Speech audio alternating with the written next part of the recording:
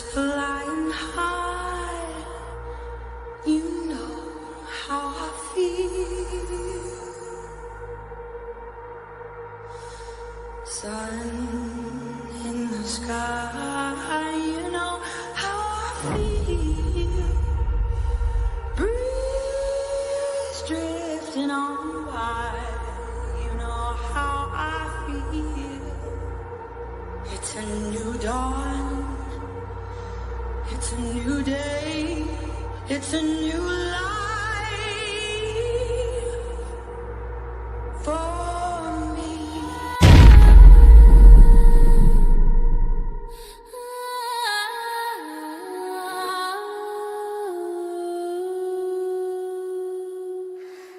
Late night in Moscow where nothing ever happens. Night glancing in the moonlight, no escape. White knight yonder lurking, knife in the door.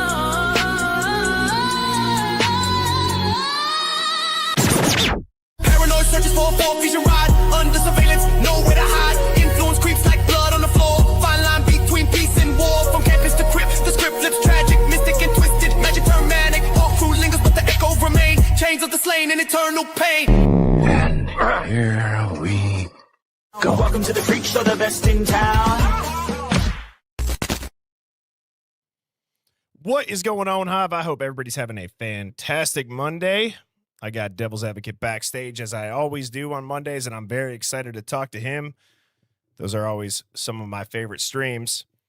And if you see the thumbnail in the upper right corner, tonight's theme is in honor of South Park and Cartman that says, "Respect my authority."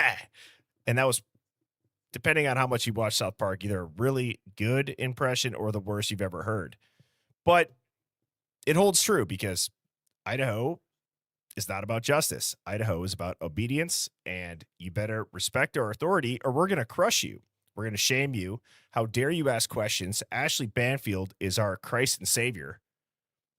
And that's what they've made their bed with. However, people like us, we refuse to shut up about it. If this is your first time tuning into the Hive Mind, I'm your host, Birdie.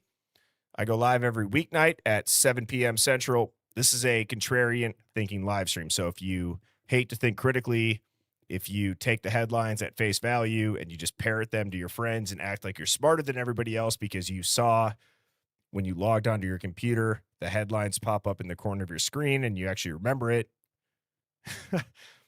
If that's all that you do, you're going to hate this stream. You're going to hate me. You're going to hate my guests. You're going to hate the chat.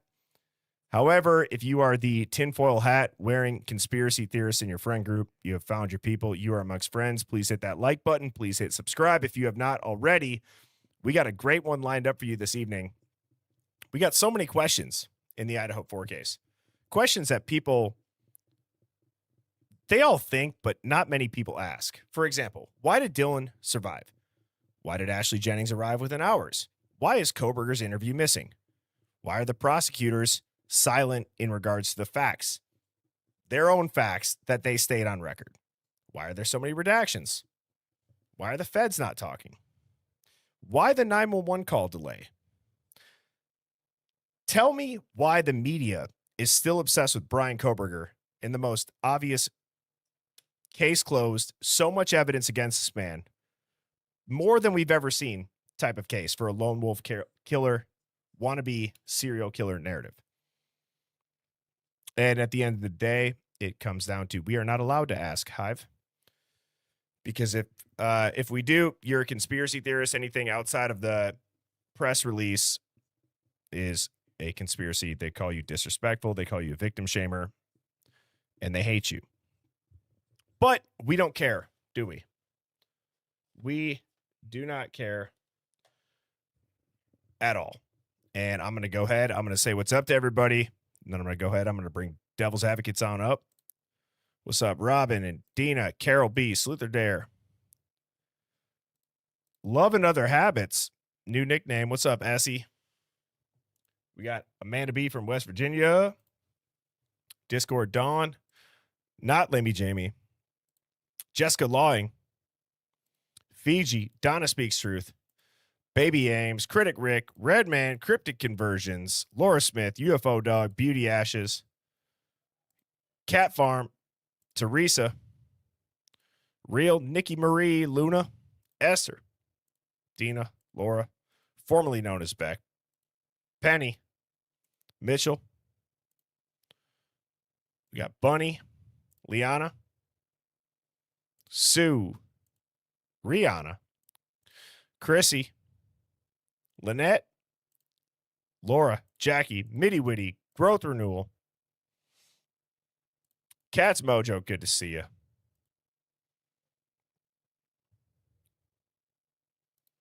Aaron, Lisa, how are you doing? Zach, Mary Lou,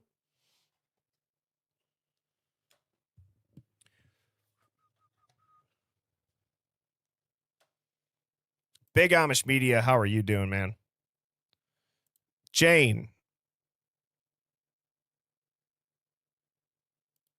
We got 1984, Gabby Girl, Rachel, who lives near the ice wall, Crowned, Gang Gang, Becky Sterling, Cheryl, Aaron, Polka Dots, Trisha, Moonflower, Disney Form, Lisa Marie, Mississippi Woman, MISSISSSI, PPI, Woman, 5363 is tuning in. We got Miss Governor Pinkus. I just missed that. There we go. Blue Eyed Candy, good to see you as always. Higgy, Carrie Scott, Kathy, and Cookies Corner 420 is tuning in. Ample Spark, Dina, Cheesy Tater, Leela, 1-1. Well, as always, I appreciate everybody tuning in. I'm going to go ahead. I'm going to bring up Devil's Advocates right away as we have a lot to discuss this evening. Mr. Tiggle Bitties. Let's go. Don't even start that way again. Yeah, I'm in a strange location. Yeah, I can't help it. I know it's a beautiful running gag, and I laugh like a freaking 15-year-old boy every single time I see him on screen. So it's pause. When do you see him on screen? I mean, when you pin Tiggle Bitties. Oh, all right. I mean, I did see him on screen when you put him on my channel in the Titty Killer video, but this is not the way to start this stream. I'm telling you, you don't start in the first 10, 15 seconds talking about bad words. The algorithm's still trying to figure out how to promote this show. That's why the intro's long. Good. It's a secret. Yeah, there you go. That's true. I hope it's not too echoey. I'm in a library out of town. It was so important to be at our regular show and to keep things going that I drove and put myself in a public library space, but it's a little echoey. I'm in a hollow room. Hopefully it sounds okay, but I'm here, so that's a good thing. He sounds good to me, Hive. Type of one if he's all good with you. I'm hoping. I turned on the echo cancellation setting. Hopefully that's helping you guys. Okay. Rockaloo. And I do want to say, sounds great. I do want to say thanks so much for, when we were at a lot of ones. So we have a lot of people in here. The tale of Tiggle Bitties. I get it. I get it. I get why you might think that it said that. That's hilarious. It says Twin Cities. Depending on how tig those biddies are, they might be Twin Cities, if you know what I mean. Do you know there's like a British phrase, a crack in Bristol's cities, which is something like a reference to it's a crack in Bristol cities is something with Tiggle Bitties. Let's move on, shall we? Yeah. All right. We have serious. I have a lot of trivia about that stuff. Well, that's okay. We love it. All right, man. So backstage, we were kind of talking about this theme of, respect my authority. Like, let me hear your best Cartman impersonation. Respect my authority. I don't know. I'm not very good at Cartman. Oh my God, that was way better than mine. Do it one more I still time. don't. Do it, I do still it all have. out. I can't. I Do have it again. performance anxiety. No. You respect my torta. I don't know. I think that can't was do it. better than mine. I don't know. But yeah, I love Cartman when he does. That's one of my favorite lines too. The respect my authority. Yeah. Yeah, beautiful. no. But I actually saw this in a comment on one of my videos.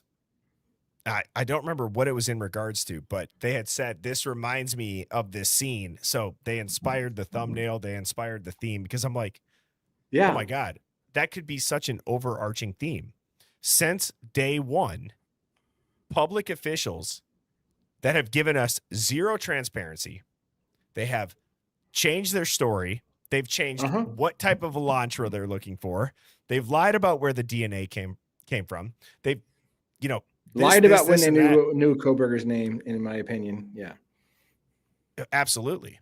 Yeah. And it falls back to Cartman's saying, you better respect my authority. Because law enforcement is working hard. Like, that's one of the biggest things that pisses me off when it comes to any person. This is my own opinion. Don't get mad at me. There's working hard and there's struggling. But at the end of the day, if the needle is not moving in either direction, you can't get mad at the public for not addressing the hard work when there's no results. Does that make sense? Right.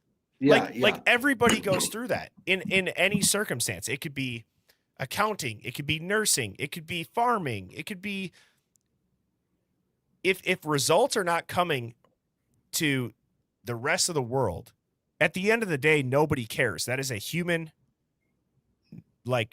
instinct. That's just like the reality of it, in my opinion. I'm not trying to be a hard ass when I say that, but it's like, just because you work hard, if there's nothing coming out of working hard, well, then you're working hard at the wrong thing. So the only person you should be mad at is yourself for working hard at something that isn't getting results. Yeah. And that's harsh for a lot of people. But I believe that. Truly. Why work hard at something that is going in the wrong direction through and through, right? Like, tell me how working as hard as everybody did and exhausting all these resources in this case did anything good. And now they're upset and they'll go, well, we worked really hard. Well, you worked hard to run a shit investigation for no reason then. Right. Yeah, work smarter, not harder. You're trying to chop a tree down with your spoon. You could be working your ass off, but you're not you're not making any progress. This whole thing, by the way, talk about things that aren't really popular to say. The more I look at this case, I really believe, at least as early as the 5th of December, I believe the FBI was co-located with Moscow Police Department, and I think they already felt like Kohberger was going to be involved. And so they were just going to make it. They were just going to make the case for it. I think this is what my best guess is. They thought he was involved, and they were going to do their damnedest to make sure he didn't get away with it, because they couldn't prove it, and they're like, well, fuck that guy. We know he did it, so we're going to make sure he goes down for it. And that starts to muddy the water of the. Well, what if he didn't do it? Yeah. But that's the hard part. Do you really think that they believed Bryan Kohberger did this? That's what I'm starting to realize. Yeah, there's a part of me that thinks that they did think he was involved from very, very early on, and they just couldn't prove it. And so I don't know how people feel about that. Like if they were convinced that he did it, is it okay? It's not. The answer is no, it's not okay. Is it okay for them to do whatever they can to make sure the bad guy gets caught, even if they have to break a few laws and bend a few civil liberties and whatever to get the guy, because they know he did it, and they're just not going to let him get away with it? Because that's where I feel like their that's what they're going to play for, the moral high ground. If you ever catch us in the fact that we lied about this case, well, we were taking the moral high ground. We knew he was a bad guy, and we weren't going to let him get away with this. So that's going to be their moral high ground. If they get caught lying, cheating, doing whatever they can to hide the thing, it'll be like, well, we wanted to make sure the bad guy went away. So I agree with that in a lot of other cases. And I know you're not soft, and you can you could talk about this with me and not get offended. Okay. Yeah. But it's like, what you're saying is like, if you think this is just some incel loser who he stabbed 4 college kids because he was socially awkward or he was left out, right? After having a great PhD record. And let's say the feds did know that they did it or did know that he did it and they used some trickery. Well, on the back end of that trickery, there better damn well be some good evidence. And in this case, there's not. That's the only miss to what I think the general public is saying. We understand there can be overstep on rights, but you better back those oversteps up with. And here's the thing, Birdie, like I don't know if I made this clear. If I'm right about my theory that they suspected Kohberger, I don't believe that they ever thought it was an incel that can't get laid and that's what the motive is. There's another motive. Where did that come from? And they know the other motive. And so that was all smoke and mirrors to convince the public because they don't want to talk about why Kohberger did it. Because that's the other part of the mystery. I believe the more I look at it, I believe they thought Kohberger was involved and they knew what it was and they didn't want to tell people what it was because that's the bigger scary part is why it happened and why Kohberger was involved. And so they made up the narrative of an incel who can't get laid and just randomly hit a house because a random act of violence is something you can excuse away as, hey, look, this is an outsider. It's never going to happen again. We don't have a problem on our campus. Keep sending your kids to our campus. There's nothing to see here. This was a one-off situation. If they had to admit it was a bigger thing, such as anything involving a rampant drug problem on campus or anything like that, then they have to admit that there's a big problem and that's going to cost the university money. It's going to cost a whole bunch. And so I think that, again, in my theory, if they did suspect Kohberger, they never believed it was just a random incel kind of murder kind of thing. That's the cover story to get people to stop talking about what it really was. Yeah. Well, I agree, but there has to, in my opinion, there has to become a point where we get past this. We have, like, if we're going to actually dive into, and I can hear an echo, by the way, DA. I don't know if you need to turn me down a little bit in your headphones. Yeah, maybe. I'll do that. But at the end of the day, one of the things that I said last night is like going into this week, we have to have a different mentality. We can appease everybody, right? And everybody is welcome in the Hive. But it's like,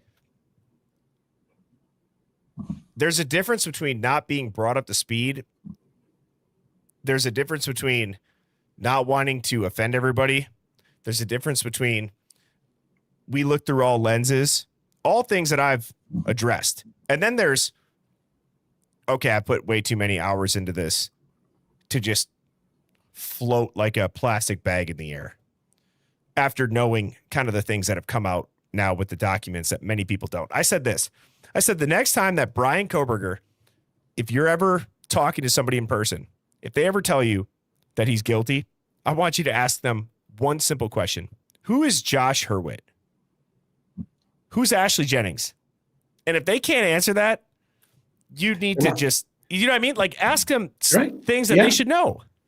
Yeah, it's a good point. It's almost, I mean, I don't want to be rude to people, but it's a good point because what you're basically saying is if you can't answer some of those basic questions, then you're not qualified to give an opinion that Kohberger is the guy.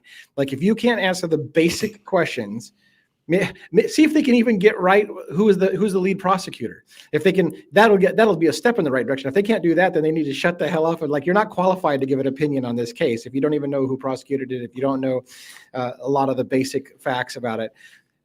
Yeah, it's tough. So, and it's like you and I are good people. Many people in here, if not all of them, are good people, with the exception of some of the trolls, right? So we don't want to be rude. We also don't want to be pussies and just get walked all over. Yeah. Because there does come a point where you got to draw a line in the sand where I know what I know. We know what we know.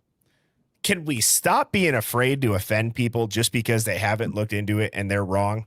Because they have no problem leaving their comment. They have no problem saying it to your face. Well, Right. all right. And I've been done being afraid to do that because it doesn't help anything. It doesn't help anything. You play it safe to avoid a weird confrontation between you and another person that doesn't know anything. Yeah. Right. Right. You know? Yeah. I to be fair, and I'm working on it myself actually, because to be fair, I was playing cards this weekend with a complete stranger that I'd never met before. They were invited to the house. My wife knew them, but I didn't know them. And something came up at the dinner table, game table, and she said, "Oh yeah, my husband, he does YouTube, and he's a true crime guy." And she's like, "Oh yeah, what case does he follow?" And she started out with, the Idaho 4. Oh, that creepy dude that killed all those kids. And I bit my tongue because I'm just like, your statement, that creepy dude who killed all those kids, I almost want to say, that's what the media told you. Like that, it's like a brainwashed thing that comes out of your mind. Oh, it's that creepy dude that killed all those kids. I'm like, yeah, that's what they told you. And I'm sure your opinion about him, he's creepy, is because you saw a couple of photos where they manipulated the photos and made him look dark and sinister, or maybe that creepy ass smile with the face and whatever the fuck he was doing in his face. And so now he goes down in history as, oh yeah, it's that creepy dude that killed all those kids. And I'm like, once again, it's like, you're not qualified to talk about this case with me at the table. I mean, I don't want to be rude and sound like an arrogant prick. It's like, you're not going to sit at the table and have a discussion with me about this case and just start out with, he's the creepy dude that killed all those kids. Right. There's obviously context. Yeah. But the challenge is now their ego is up. Yeah. Because they just said that. Yeah. You have to play not even your ego, just the facts of it down. And it's like, you got to say something like, you really think a PhD student with no history of violence, no motive, no confession, literally no direct link to the victims, wandered into a house and executed 4 people like Jason Bourne? Better than Navy SEALs might have. He left no evidence besides trace DNA. Literally. Yeah. And it's conveniently placed on a knife sheath button that they never found the knife for. They never found anything in his car. They never found anything in his apartment. They never found anything on his clothes. And he magically vanished while a roommate stood there and looked him in the eye. Are you fucking high? That's what I would say. I'm at that point, DA, to my buddies. I would ask them that. I'm getting close. Like I'm still slightly more diplomatic. I might lead with, you really think one person can kill 4 people on 2 floors in 8 minutes and get out of the house without tracking any of the victim's blood out to his car? Like, does that actually make sense to you? That's where I might start with it. But you're right. Maybe more a blunt approach, like, are you a fucking moron? Yeah. It's like, yeah, are you high? That's what. Are you high? It's like, no, you've been hypnotized by the media. That's what it is. You were hypnotized. You were convinced of a non-reality like version of the story. Yeah. And they did a really good job at it. They did an amazing job for somehow. Yeah. I mean, what I want to talk about with this whole respect my authority kind of topic tonight is that, in my opinion, is just as important as Bryan Kohberger walking free. Because if people don't understand why he does walk free or why he doesn't walk free, right? Either way, they need to see the smoke, the mirrors. They need to see all the distractions. My point is this. We can only help Bryan Kohberger so much that if we believe he's factually innocent, if the prosecution says that, right? Like, this is literally, was it the prosecution or the judge who said the infamous quote? Who said that? Which infamous the factually quote? Innocent. It was well, the prosecution said Bryan Kohberger and his defense has maintained from the beginning that That's they were what it was. factually innocent. That's what it was. Yeah. But my point is this. He and his defense team didn't do shit. So it's like, let's say somebody is about to drown and you have a buoy and you're throwing them the buoy and you're like, grab onto the buoy. And there's people on the other side of the pool saying, no, he took swimming lessons when he was 4. He can swim. He factually has been trained to swim. And then he goes under and he dies. He should have Right. just grabbed the damn buoy Yeah. of people trying to help him. Do you know what I mean? That might have been a terrible example. I hope people get my point in that. It's like, if he's not going to grab onto the obvious things that are now released that you got to think he had access to before us. And so did his team. I mean, I don't talk a lot about this, but I honestly, like, people ask me this. I feel like every day I get asked this question. DA, why, if he is innocent, would he plead guilty? He obviously did it. He pled guilty. Why would, and if you were right, DA, and there's all these holes in the case and it's all circumstantial, then why the hell would he plead guilty? If you're right, Bethany Funk has exculpatory information, why the hell doesn't he demand she come into the courtroom and tell it? Why? And they ask me all the time. I honestly believe the answer is as simple as this, and it's the part that I don't talk about a lot. I believe Kohberger's parents and Kohberger's defense team realized they were never going to get a fair trial. He was doomed. They were going to execute him. And I think Kohberger's mom begged him, let me have my son. At least if you live the rest of your life in jail, I have my son. I can talk to you every day. But they will kill you. They will kill you if you go to trial. And so I think Kohberger was planning on fighting it all the way to the last minute until they brought his parents out from Pennsylvania and they put pressure on his parents, and his parents begged her son, live, just live. We'll have something, because if they kill you, I'm going to lose my son. And so I think he caved to his mom. That's my gut feeling. He caved to his mom, and he's like, okay, I'll take the plea deal. Like, I can fight this, but if I lose and it looks like I'm going to lose, they're going to kill me. So and then I know people don't think that's what happened, but there's a part of me that feels that's exactly what happened. His mom begged him to take the deal. None of us know what happened. Yeah. But at the same time, you can't tell me that the mother and father of Bryan Kohberger, this serial killer that's been accused of doing all this, wouldn't be able to easily get in front of any news camera that they would want to plead his innocence. Sure. Yeah. And they didn't. Yeah. Like I'm asking parents, if your son or daughter is in Bryan Kohberger's position and is genuinely being framed, how are you not screaming this from the rooftops, at least halfway through whatever is happening right now? You clearly see what's happening. You got to go a different route. What advice are you getting? It's terrible advice. And who's ever advising you to not start going to the media when you know damn well every single person would take your interview. Do you know what I mean? And people want to say the parents are afraid. The parents are this, the parents are that. Do we have any single proof of that? Seriously, do we? I'm asking for an example just for the sake of the conversation. Has anybody seen a single threat to them? Have they said they've been threatened? Has Ann Taylor said this? Nobody said that. Right? In the same way, it's like that is an internet rumor, which is exactly the kind of rumors that got Bryan Kohberger convicted at the same time. Playing devil's advocate. The counter is this. Here's the thing.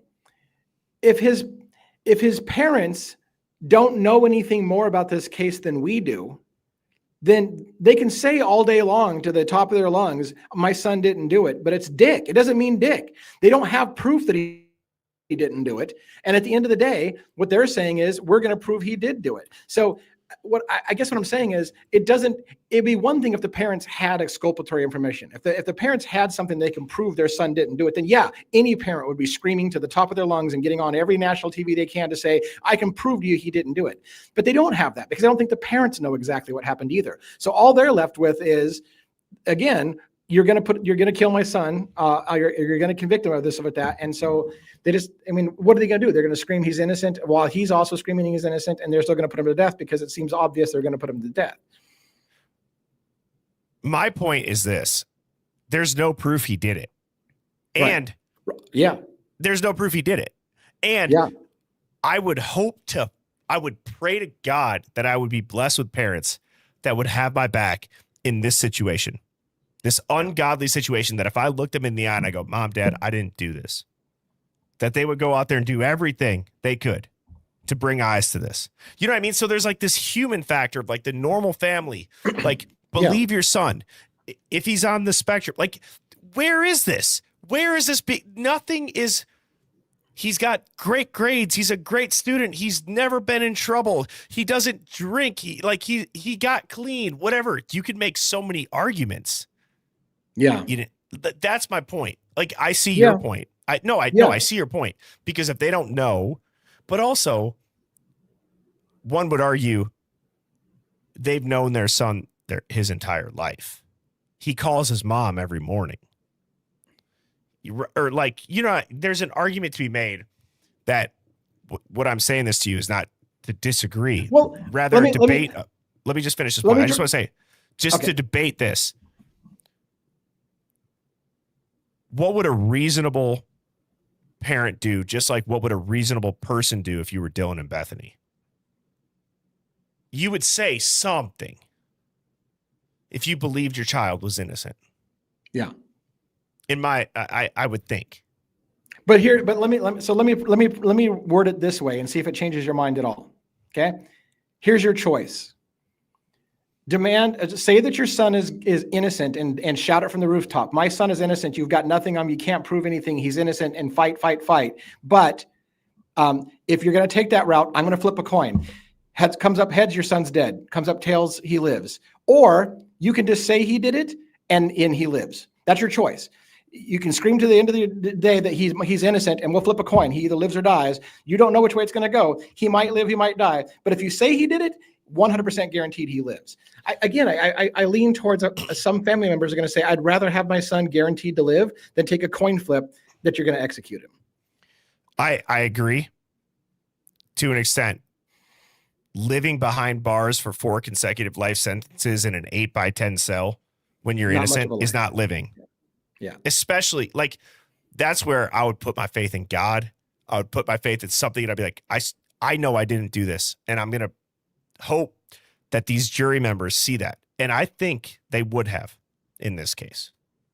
And I want to go on the record with that too. I've said it before. I'll say it again. The reason why we didn't have a trial is because Kohberger would have made a really good argument, and there's a good chance he would have gotten off on it. And that's why the prosecution was stunned when Kohberger offered the plea deal or was willing to take it. And they're like, and they even said, I can't believe he actually said it.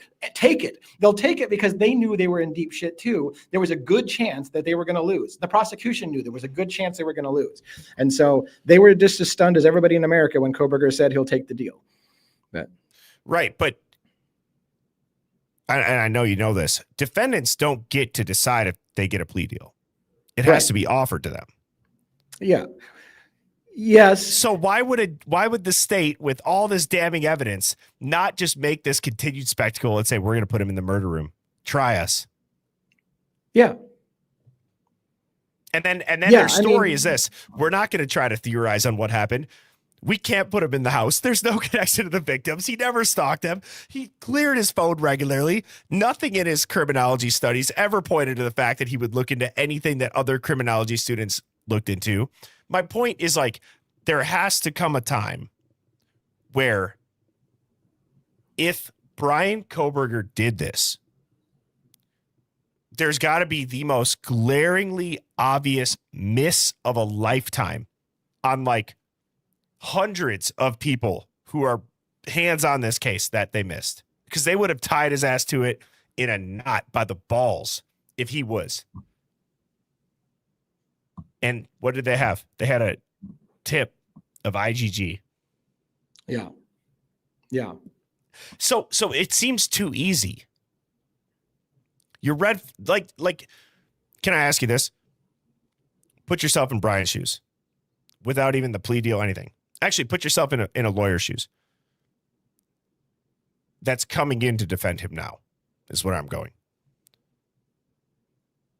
Doesn't this seem a little too easy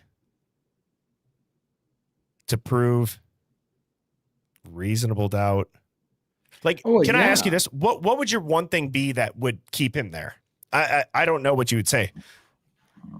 What do you mean by what's the one thing that would keep him there?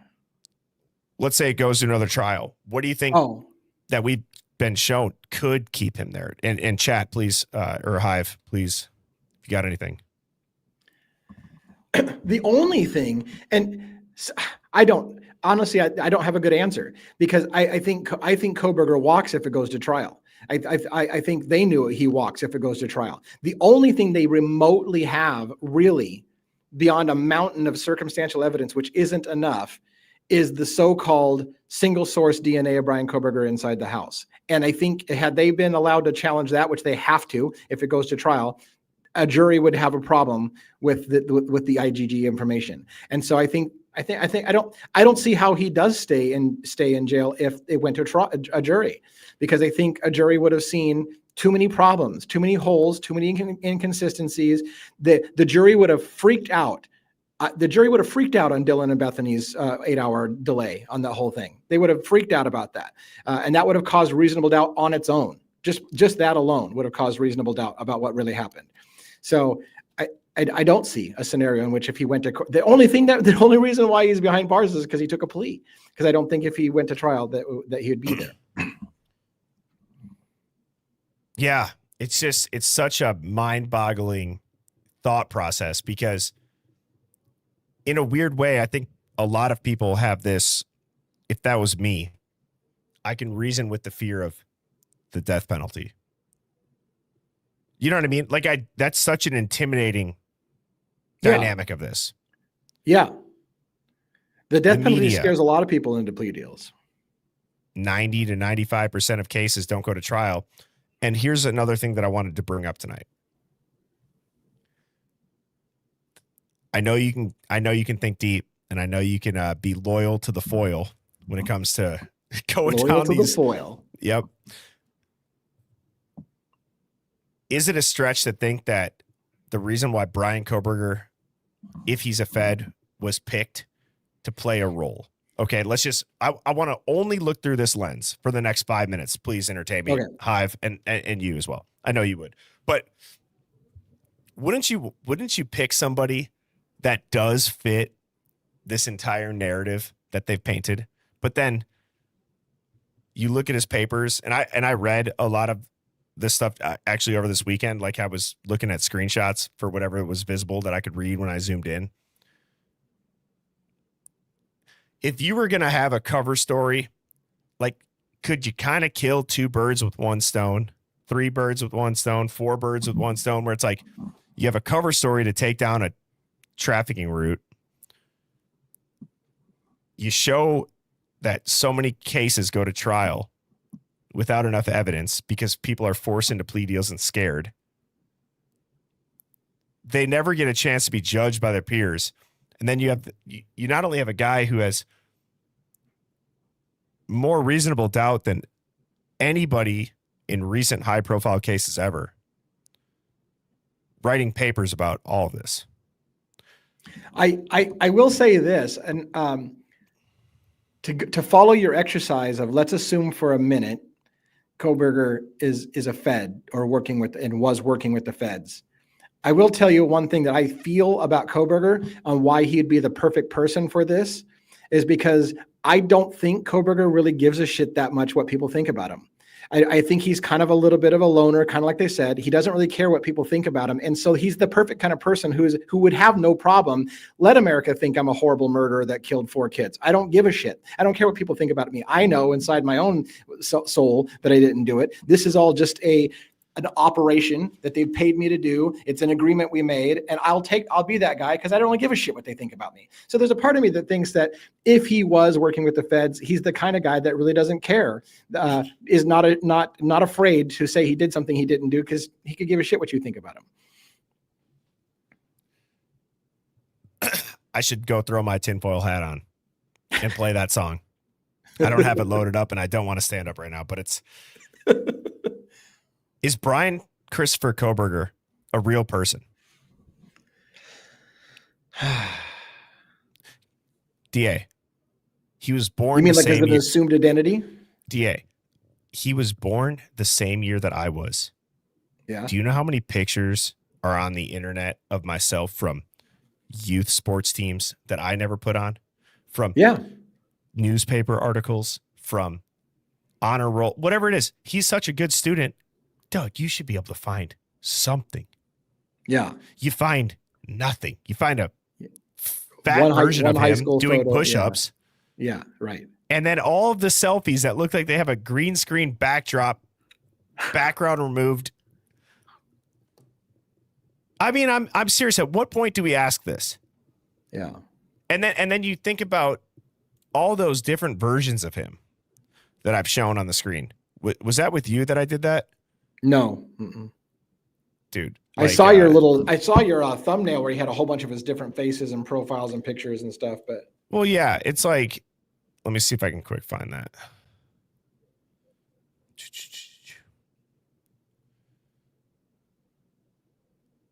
It was pretty recent. And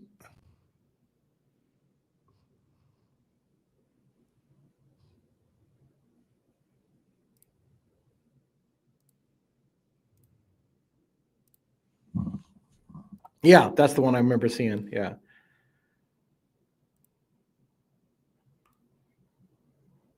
Okay. This guy right here. This guy looks like starting quarterback. This guy looks like Adam Lanza. You know what I mean? Like, yeah. This guy looks different. I mean, I get it. There's aging. Like there's aging. Okay. Name one world that this person is this person. That this person is this person. That this person is that person. That this person is this person. Yeah. These two people even. I mean, they look alike. Kind of. Yeah, I see what you're saying. Yeah. I mean, so now let me ask you this. This is where, again, my tinfoil hat goes on. I don't care. If anything, I feel like my people like myself, I have the green light to go as big of a conspiracy theorist on this case, way more than I ever have before because of the documents. At this point, there is a green light and you're just like, send it. Just go. Yeah. Whatever comes in your brain, you don't even have to think about. Just say Phone that it shit. in. Yeah. That's what I'm going to do. So it's like, are they putting out different variations of how he looks? Are they only putting out variations of how Ethan was younger because of these people in witness protection so you can't recognize them? Are they showing you a bunch of different faces of how they look so that if you do come across somebody, you'd be like, well, that looks like Bryan Kohberger. Well, that looks like Bryan Kohberger. Well, that looks like Bryan Kohberger. Well, this looks like Bryan Kohberger. Why are they showing an 8th grade picture or a freshman year high school picture of Ethan? He's got a mustache and he's 6'4". Right. Dude, like, it's not funny, but it's like, is that a tactic? Right. For sure. Yeah. Girls and makeup and hair color might be easier to change, like, without Photoshop. It maybe, I don't know. Right. But I would think like girls tend to change the way that they look more than men would on average. Right. Would you agree with that? Yeah. I would think like whenever I see pictures of myself from high school to now, I just look older. I think, whatever. That could just be my opinion as a guy. So don't get offended if you're a girl. I'm sorry. But I'm trying to say, like, most guys, their visual appearance changes. Hair length, beard. I don't know. That's not coloring, makeup, whatever it is. And this seems like a perfect example of what I have on the screen of that. It's just hair length, eye color, facial hair. They're very simple changes. Same thing with Ethan. It's just aging. Yeah. I don't know. At this, this case, man, and like you said, at the point that when more and more documents and more information comes out, the case gets worse. At this point, what can't you say about the case and not have a better story than the story that they put out? Dude, I would only say this with you on stream. I think I said this the last time because you brought up your whole 4 brothers from Pennsylvania. Yeah. At this point, the conspiracy of Bryan Kohberger being a quadruplet is on the table. And they've got 4 of his clones and twins. He's been You know what I cloned mean? in the lab. It doesn't Yeah. make any sense. That's Yeah. just as crazy as him being convicted. Yeah. You know, it's like, so anyways, my whole point in saying this, DA, is, do you think that people like myself, and I know you are more reserved outside of the times that you come into the Hive, but it's like, do we need to shift from theorizing at how it's anybody but him and just shift to, this is a bunch of BS from the authorities that are public officials? And is that what gets him and wakes other people up? Or do you think people still need to have this grand reveal of proof? I don't know, man. Like, I mean, they're putting out movies now. You know, they're putting out movies showing, you know, as a horror movie, a slasher film and shit. It's just going to cement in people's head more and more as time goes by that the narrative is true, because now they're going to show you the movies showing how it happened. And why do you think Kaylee's family is fighting that? You have a Okay. theory? I have 2. One, people are going to get butthurt on. Okay. Yeah. I'm just going to say it. It's going to offend people. And I'm not trying to. I'm just saying there's sick and twisted ways of guerrilla marketing out there. Okay. You could say you hate this. How dare you? I'm going to try to ruin this girl's career who's acting as Maddie and Kaylee, and they're posting TikToks and it goes viral. Guarantee you, everybody that sees that, if that Oxygen, you know, right, it was Oxygen or Lifetime, if they release that, everybody that has an opinion on that, let's be honest, they're watching that shit. Right? You think? Ah, God, yeah. That's the dark theory. That's like the guerrilla marketing of like, whoa, that's weird, but I don't know, man. I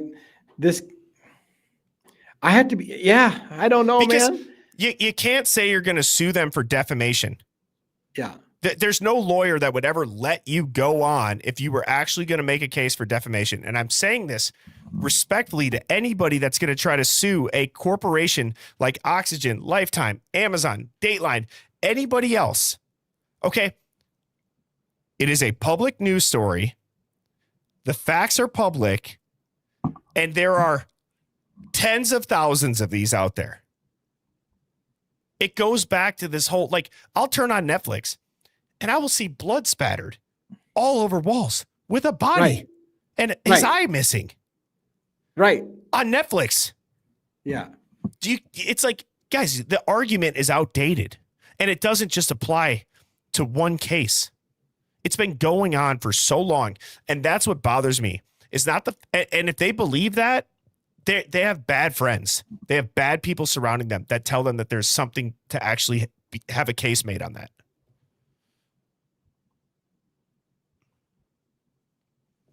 Oh, what? Oh, you just went silent on me, and I was like, what the hell? No, I was pausing for you to respond. Like, in the terms of like, it sucks to say this, but they're not the first family. None of them are that have had docuseries made about them that the families probably don't want. Right. Right. But, oh God, this is such a touchy area. Like, how is it fair? Like, I don't even know how to treat this in a way that can make sense. How is it fair that the families get to shame everyone for talking about the case and for speculating about the case and for making movies about the case or whatever. And yet 2 of the family members goes and represents Othram Labs and travels the entire country talking about how they're the spokesman and the face of this whole thing, telling their story. Like, why is it okay? You know what I'm saying? Why is it okay for them to, or any of the families to quote unquote profit off of the thing through lots and tons of donations and stuff like that, and then shame everybody for talking about, like, I feel like we had a whole huge double standard that the victims are the victims and and anything they do is beyond reproach and everybody else is a piece of shit, but they can profit off of it and they can talk about it and they can promote a new company and be the face of the company. And we can launch, whatever the hell we want, or new venture or new GoFundMe or whatever the case may be, and totally okay. But anybody else who talks about it is a piece of shit for talking about it, and you're not allowed to talk about it. I find the whole thing horrible. Well, and so if anything, maybe the conversation that we're having right now starts to shift towards how do you change that? Yeah. Well, you have to put one or the other of very, very strict rules in place. You know what I mean? There can't be gray zones. In a weird way, gray zones are where society should actually live in. But for whatever reason, we want to get rid of all the gray zones. We want one or the other. And then 50% of people like this side, 50% of people hate that side. In reality, everyone's really in the gray zone depending on the situation.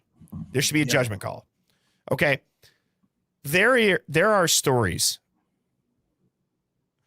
where, like the new series about the blind torture kill, he talks about, I tied them up. I did this to them. I used this on them. I did that. Guys, we couldn't even get an unredacted 911 call.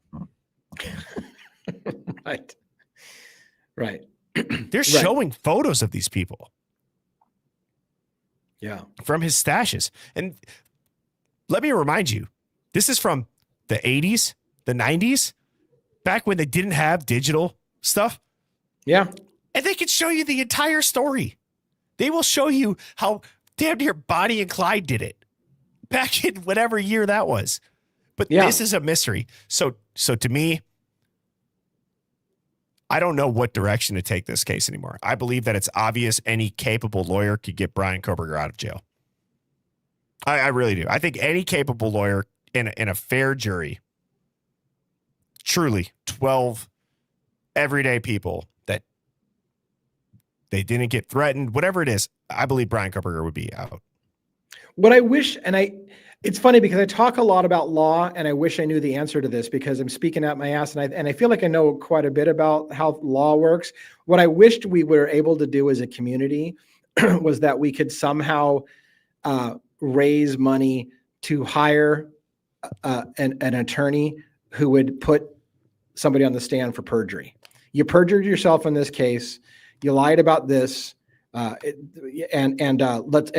prosecute. All we need is an attorney willing to take the case up. Say, so-and-so perjured themselves on the stand. Go after them. We'll pay you. We'll pay you to put the person on the stand. And I want to see that happen but I don't know I don't know if just anybody can go out and hire a lawyer and whether a lawyer will take that thing up and go, okay, well, if you pay me, I'll put Payne on the stand and I'll try to go after him for perjury for saying that he didn't know who Kohberger was until the 19th when we can prove he knew about him on the 5th. You know what I'm saying? I agree. Okay. I hate that I'm saying this to you. I feel like it's making good conversation because I'm not trying to go on the other side and play devil's advocate to just everything you're saying. I'm trying to think, and that wasn't even meant to be a pun. But I really mean this. And let me just read this super chat from Love and Other Habits. Thank you so much. If BK didn't do it, what solid evidence exists against anyone else? Or we won't know because they ceased investigating others. When we review, we nearly find the answers, yet more questions emerge. Well, wait. I just had a brainstorm. Hold on. Yeah. Hold on. One thing I can tell you, in the Long Island serial killer case, Shannon Gilbert, right? Somebody hired an attorney, got permission. Now, this is not going to happen. This is a long stretch, but they got permission to re-exhume Shannon Gilbert's body and look to see if she really drowned. Because remember the police in that case said that she drowned, right? And so they hired Baden to do an autopsy, and he found that the hyoid bone in her bone was broken, indicating that she had been strangled, and she had no indication of water in her lungs. Why can't somebody say, I want to test Brent Kopaka's blood against the knife sheath on the back of the knife. They're never going to do it. But why can't somebody reopen that investigation? Why can't somebody say, you know what, I'll pay for the forensics testing for this guy to be tested against that knife and do it? You know what? Let me just say this. Bryan Kohberger shouldn't have to prove who did it. Right. Correct. Right. Bryan Kohberger should just have to show that his ass wasn't in the house. And if I'm not in the house, I didn't commit these murders. Case over. You have no case. I want to hit that a million times. You make a great point. Never in America should you have to prove your innocence. That's what people are forgetting. Bryan Kohberger's job isn't to prove to you he didn't do it. It was your job to prove, the prosecution, that he did do it. And what did they say? We can't place him in the house. We don't know how he picked the victims. We don't know how he got there. All I can do is put him somewhere near the house. They told you that. Never in a million years does Bryan Kohberger have to prove his innocence to you. That is not how the system is supposed to work. He's assumed or presumed innocent until proven guilty. You do not have the burden of the proof. The state has the burden of the proof. We are convoluting Bryan Kohberger's defense and the investigators' work. Seriously, we are combining them. We are saying that the investigators and Bryan Kohberger's defense is one, when in reality it's not. Bryan Kohberger's defense is, can you prove beyond a reasonable doubt that this man did this? And you know what? If you can't, he walks free.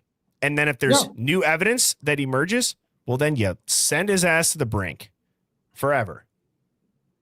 But they didn't do that. Okay? And that's a huge issue. Bill Thompson went to, but somewhere, depending on which AI, which search engine you use, went to 1 to 3 trials in a 33-year period. Dude, how? Right, because you're right. And that, oh my gosh, I don't know the numbers, so I hope you're right. I'm going to take you at your word on that. I believe it's somewhere between 1 and 3. Like some people say 1. Yeah. Anytime you see, this should be a red flag for anyone. The same kind of thing, again, happened in the Long Island serial killer case. Anytime you see a district attorney or a prosecutor who almost never goes to trial and keeps putting people away, you can guarantee they've got some tricks up their sleeve to get people to plea out. That's how they're doing it. If you see them constantly convicting people and winning stuff without ever having to go to trial, they've got tricks up their sleeve. And you almost always see corruption, in my opinion, in those kind of things. You'll find out later on, there's a reason why they have an ungodly conviction rate or an ungodly success rate, because they've got tricks up their sleeve to compel people to take plea deals. But that's my soapbox. No, I don't even think it's a soapbox, bro. Bryan Kohberger should have to worry about one thing and one thing only, and that is showing that he himself did not commit these crimes. This alternate perpetrator bullshit, guys, I don't even think that that's ever been done in the U.S. prior to his case. That was done in like Nazi Germany, actually. It's disgusting. In Idaho, and I don't know how many states are like this, it is disgusting.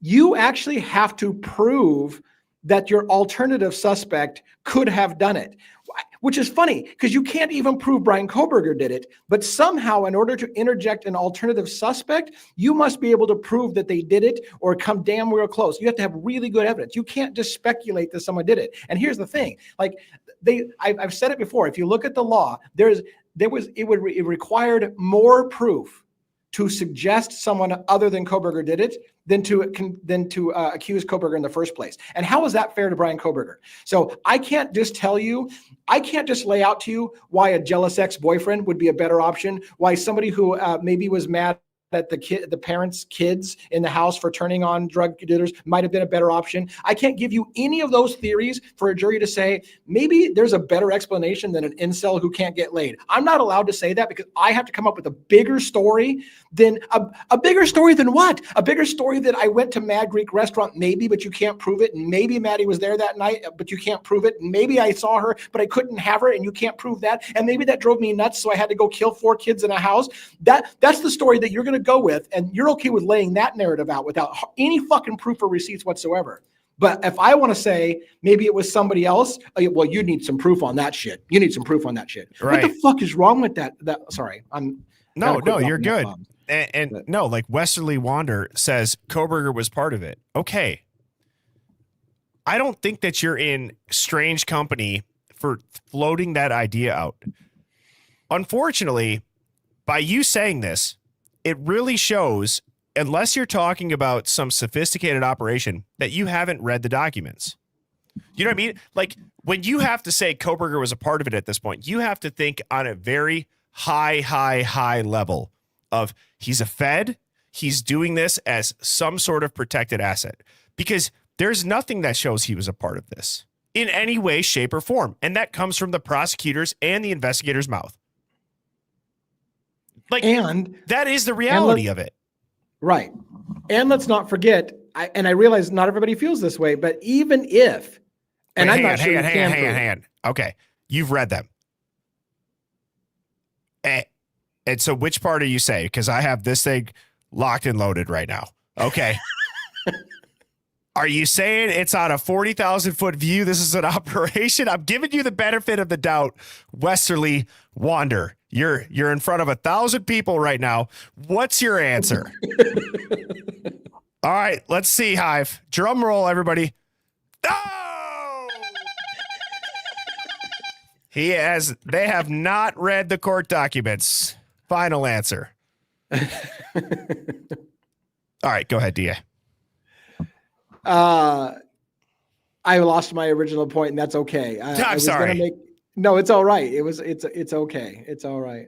No, and also, by the way, I was going to I'm say, not- I wait, know what no, it was. let me finish my point. Sorry, Okay, let me finish yeah, my point. yeah. I'm not saying that's proof that Bryan Kohberger is a Fed. He could absolutely just get being like bent over the barrel and shown the 50 states. Yeah. There's no proof that Bryan Kohberger is involved, in my opinion. And Yeah. I'm also not saying that my mind can't be changed. Show me. Show me that he was there in any way, shape, or form. Has anybody put him at the scene? Is his license plate there? Is it his car? Did he stalk them? Is there a social media connection? That's all I'm saying. Yeah.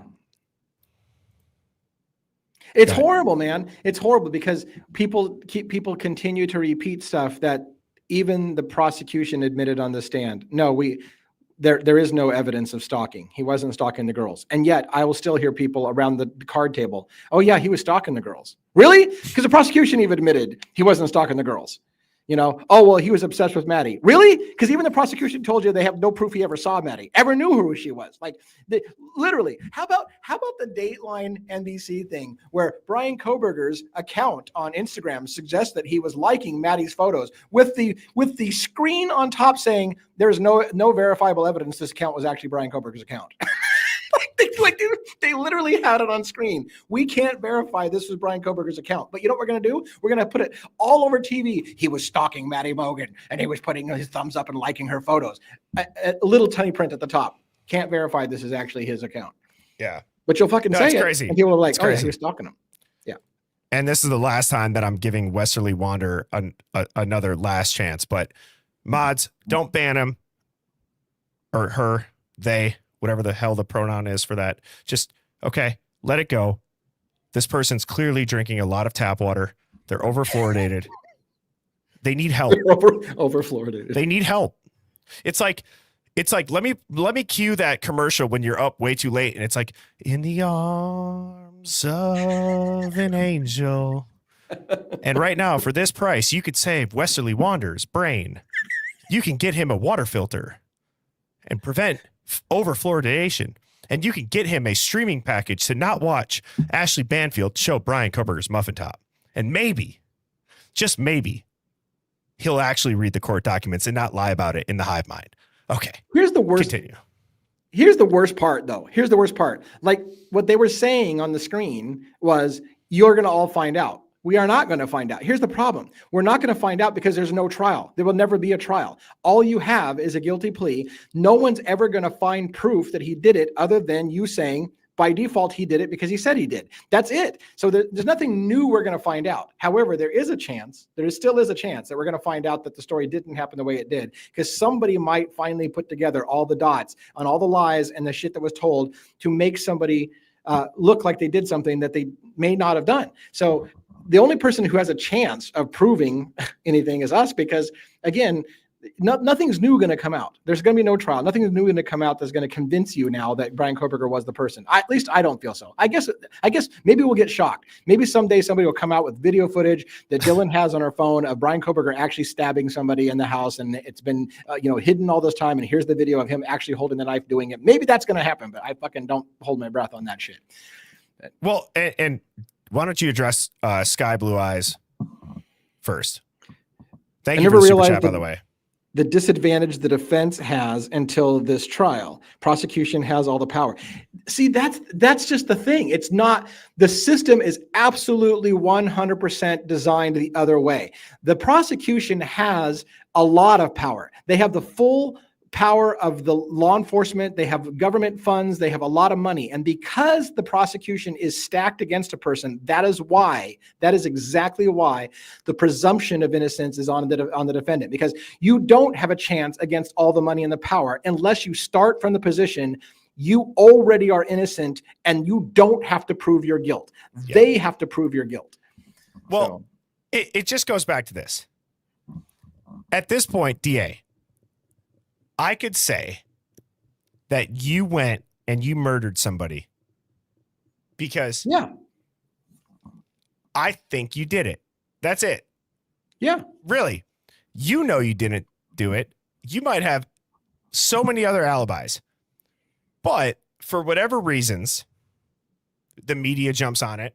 The FBI sees you as a target that, thank God, there's somebody like DA that maybe he is new to that area. He doesn't know many people. He's obsessed with big tits. It's creepy. Yep. Like, I'm just I kidding. can spin that story. Yeah. That's my whole point. I'm trying to make light of a shit situation. But what I mean is they put you in the middle of a likelihood ratio of 6 people that have been counted out. Then what do you do? Right. And you're still on trial. I know. And I don't have time for this right now because, one, I only reserved this room for about another 10 minutes and I need to wrap up because I'm at the library and somebody else is going to need this room. But I have to say this. One of the things, as a side tangent, one of the things people should be scared about is when your government mass surveils everyone in your country, collects massive databases of everything you do and everywhere you move and everything you do online, then just kind of like you are joking, oh, well, we know this DA guy and he likes Tiggle bitties and this killer liked Tiggle bitties. We can place it on him. When they've got data on everyone, you should be afraid that if they ever decide somebody needs to go down for this crime, let's search through our database and let's do AI. Let's run AI through this and who has enough data points that we can make it look like that guy did it. I can tell a story because I got 27 connection points that DA fits that can make it look like he's the killer. And all I have to do is sell it on NBC, sell it on ABC, tell a good story, and everyone in America will buy it and he'll go down and everybody will sleep better at night. The Twin Peaks killer, the TPK. Right? Right? Like, but I want to talk about Master Nature in this comment here. Dylan, I cannot tell you what was real or what was a dream. Therefore, the question is, gee, Dylan, how do you know then you didn't kill your friends? Nobody asked this question of her. Now, very logical people, just like last night on stream when I was showing these police reports about they might have fudged the date that a car accident happened. They go, they wouldn't be able to do that. The insurance needs accurate dates. I was trying to not be mean, but I'm like, you don't understand. The feds don't give a damn. The feds don't play in the same confines of our matrix. No. To Master Nature's point, and I'll give this comment credit to people. Like in my brain, I see this as you're right. If they want to get nuts and they want to accuse somebody of not being a suspect after not calling 8 hours, after 4 people get stabbed to death and you see their autopsies and you see the wounds and you went back to sleep. Again, are you fucking high? Is my question to them. My follow-up would be this. Well, how do you know you didn't kill him if you don't know what's real or fake? So you know what? It's like, where's that? Yeah. It's like, that is a top dog question. Like you got to fight fire with fire. If you want to give us this absolute dog shit, then let me ask you a dog shit question right back. I mean, but actually, is it even that far-fetched? You have somebody saying, I don't know what's real. I don't know what's fake. I was watching Criminal Minds. It could have been a dream. It could have been Vampire Diaries. I don't really know. Right. Yeah. It's a great question. And one that, rhetorically, you should ask, like, how do you, if there's so much you don't Rhetorically, know that's about the word this, I was looking for. Yes. yeah, if there's so much you don't know about this, then how do you know that you didn't do it and you're just imagining that somebody else did it? I mean, it's a good question. Well, and Really. and how much time you got left? I got about 5 minutes. Okay. All right. Well, then why don't you close out with this? Why don't you give us your thoughts on where we are at today, given all of these documents being released and still not being able to piece together this person was here, that person was there, and feel like you're confident in it. And that means that maybe this person showed up and then they committed the crimes and then they fled this way. Have you ever seen so many documents and so much security footage and so much audio, so many interviews and so much press conference, and you can't even begin to piece together the actual crime?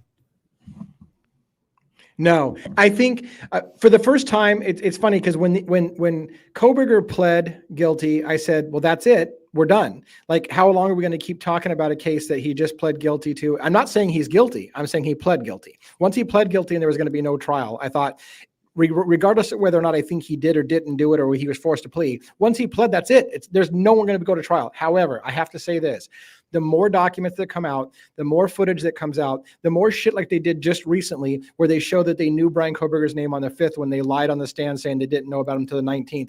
I'm starting to get hopeful that something is going to break eventually on this. For the first time, I actually think there's a possibility something's going to break.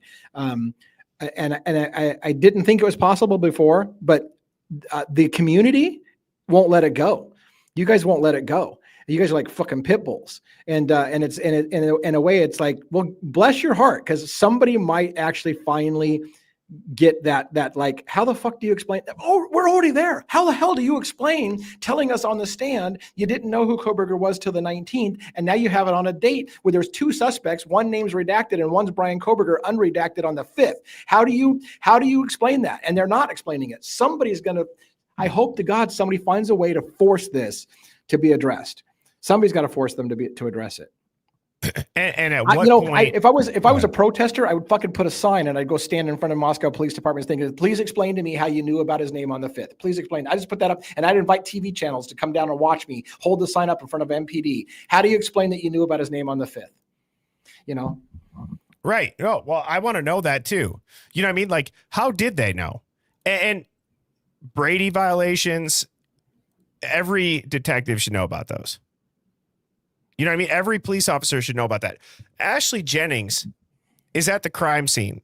Brett Payne, the lead detective, isn't wearing a body cam.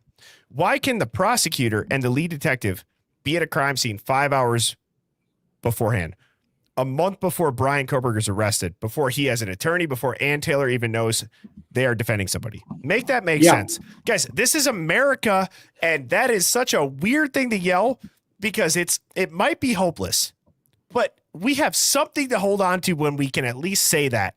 This is not what America is supposed to be. If you have reasonable doubt by your peers that say there might be somebody else that does it, that's a guardrail in our justice system. We're not a land of laws. We are a land of justice. We are a land of justice. You are judged by your peers. They decide it. And by having 90 to 95% of cases never go to trial, that is not your peers nor the justice system in how America was designed to function legally should be happening like this. It shouldn't be. Yeah. Well, I probably need to bail. Is Pavarotti in here? I saw somebody said, "Hey, Pav," and they got Pavarotti ID. Is that Pavarotti's actually in dropped in? Do I have to go literally when Pavarotti is dropping into your live right now? He pops in every now and again. I don't know if he is in here. I haven't seen him. Well, that is. It'd be cool if he is, because I will say that one of the things is like